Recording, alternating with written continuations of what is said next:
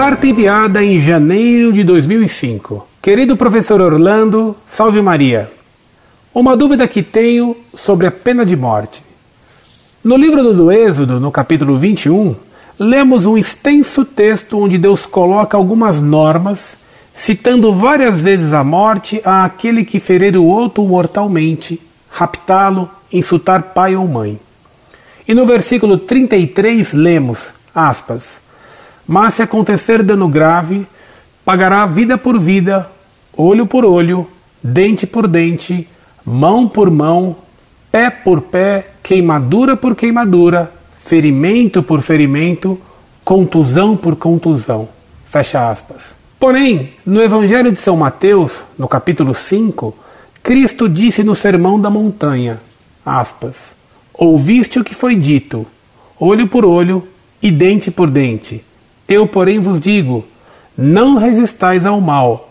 Pelo contrário, se alguém te esbofeteia na face direita, vira-lhe também a outra. Fecha aspas. Eis aí uma dúvida que tenho.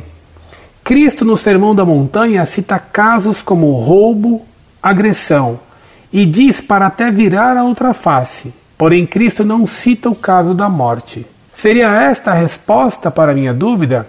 Cristo não cita a morte, deixando a ordem dada a Moisés para caso aconteça dano grave e o autor pague com a morte também? Um abraço.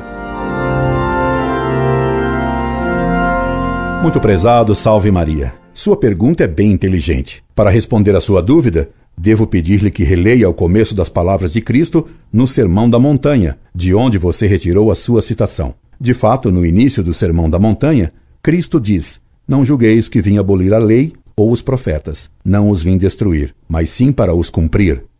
Porque na verdade vos digo, antes passarão o céu e a terra, que passe da lei um só jota ou um só ápice, sem que tudo seja cumprido. Portanto, Cristo não aboliu a lei. Cristo veio para aperfeiçoar a lei, levá-la a um cumprimento mais profundo, e não puramente material. Dou-lhe um exemplo. A lei condenava o adultério praticado, e Cristo lembra isso, dizendo nesse mesmo sermão, ouvistes o que foi dito aos antigos? Não cometerás adultério.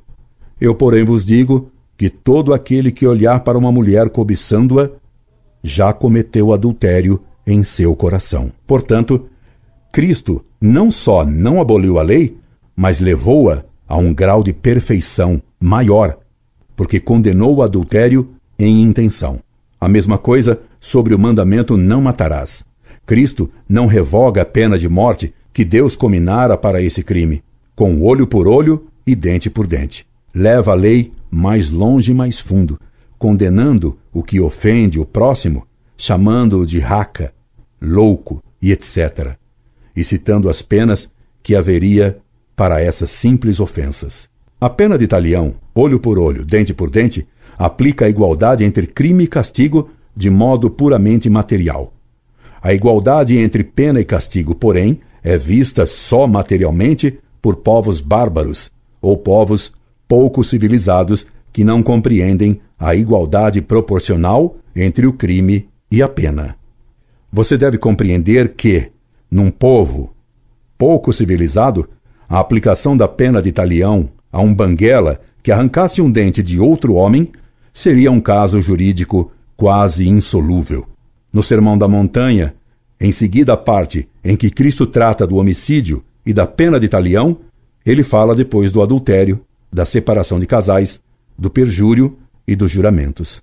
E só então, portanto bem mais adiante, da parte em que Cristo fala da pena de talião para o homicídio, é que no Sermão da Montanha, Cristo diz as palavras que você cita.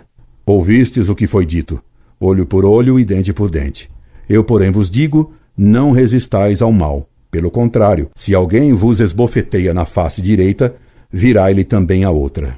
Cristo, quando manda dar a face a quem nos ataca, não faz disso uma lei, mas um conselho. Prova disso é que quando ele foi esbofeteado pelo guarda do templo, no julgamento de Anás, não lhe deu a outra face, mas protestou contra a agressão, dizendo, se falei mal, mostra-me o que eu disse de mal, mas se falei bem, por que me bates? Portanto, Cristo não deu a outra face.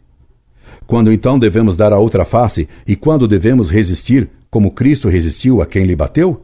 Sempre que percebemos que o perdão pode converter um agressor, devemos perdoá-lo imediatamente para que ele se converta. Sempre que o perdão for incentivar o crime ou a agressão, devemos reagir e exigir a punição do agressor.